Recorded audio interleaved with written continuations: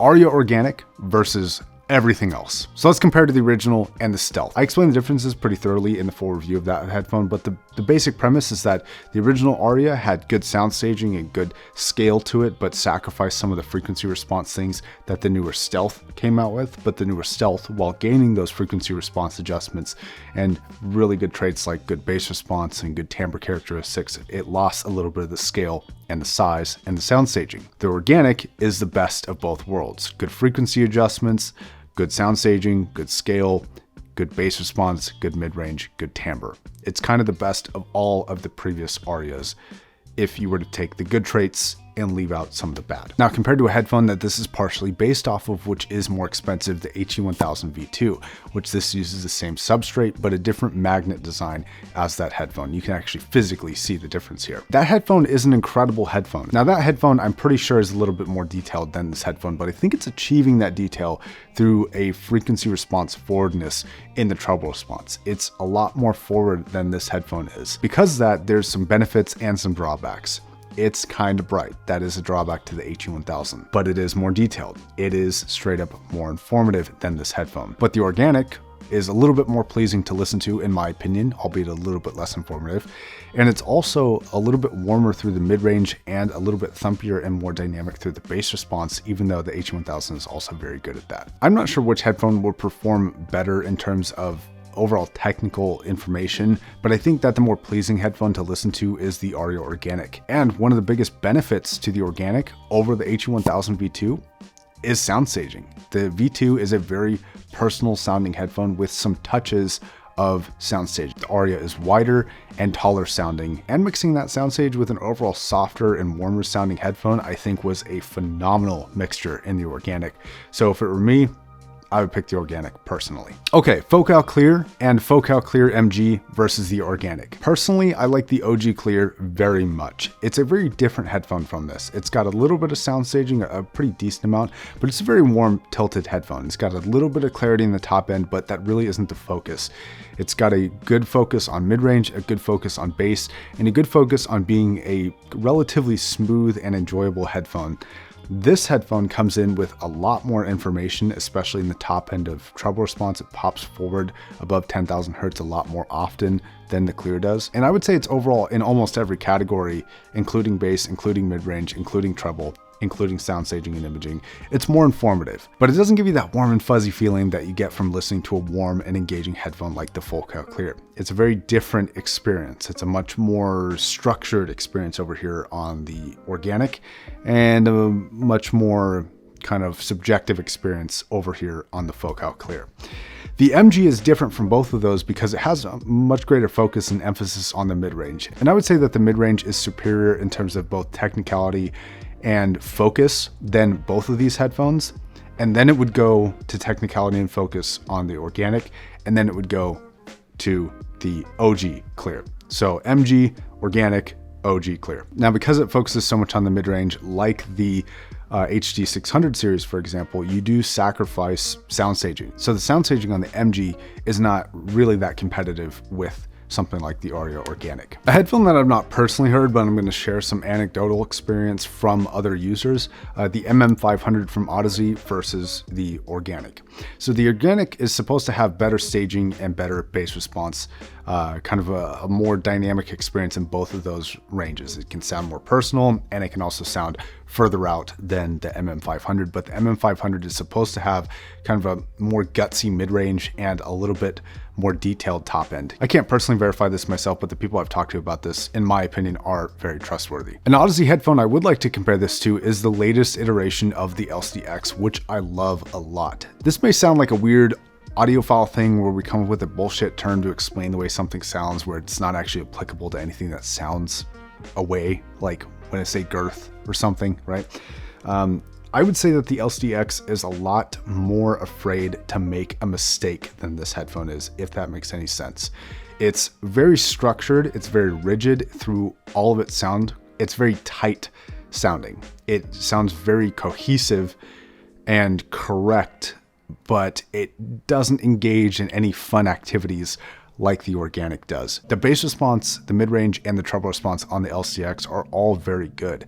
And when you're just listening to that headphone, it's a very exciting and engaging headphone. This takes all that and turns it up to 11. The bass response is a little bit looser, but also a little bit more fun.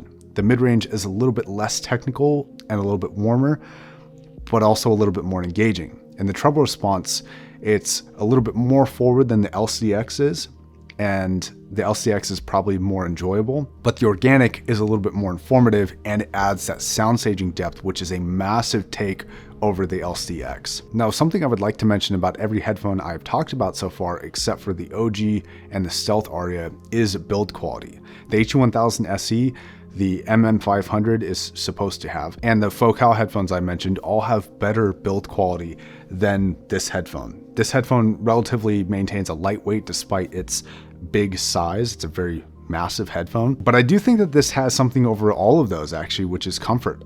Personally, I find this to be a more comfortable headphone than any of the other headphones that I've mentioned.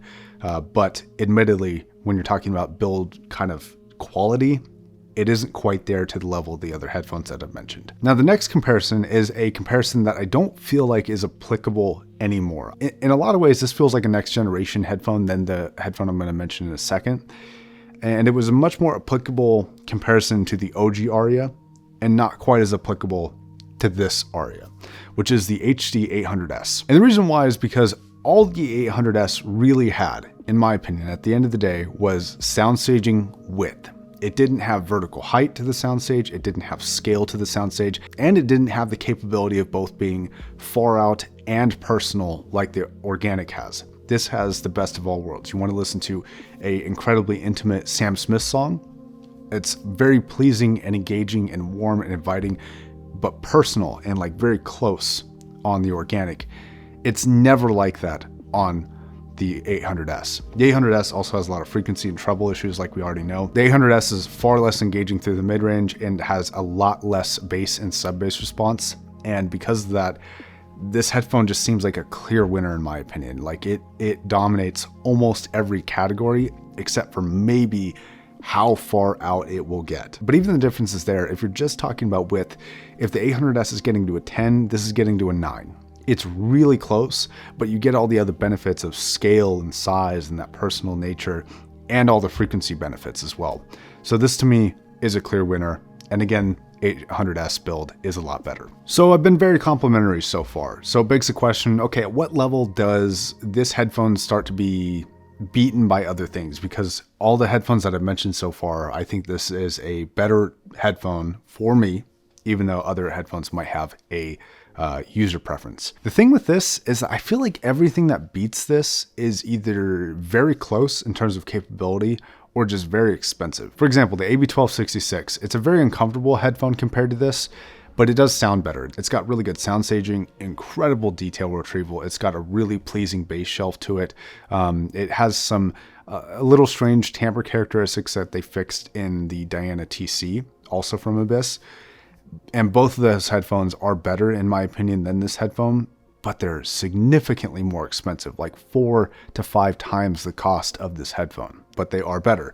Obviously, something like the HE1 is better, but way more expensive. A headphone that I wish they would still make was the Odyssey LCD4. I loved that headphone. I obviously don't have that headphone here, but the sound staging and width capability of this headphone is vastly superior to the LCD4, but the bass response was just ungodly, and I'm not sure any headphones ever beat it. Within Hifiman's own lineup, I think the Susvara on a good day with like the best gear might eclipse this, but even the Susvara has its own issues, and I think that things like the mid-range and maybe even the bass response on this headphone might be superior to that headphone. And it's got other benefits like being able to be driven off of gear that doesn't cost thousands of dollars like seems to be required for the Susvara to run at its like top peak performance. This gets to its peak performance very easily, but I think with the right gear, the Susvara might be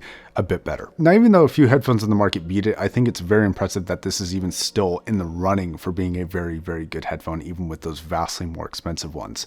And that I think says a lot about this headphone, and I think it should. I think it deserves the credit. They seemed to do a lot of research with this headphone, not so much with the Audivana.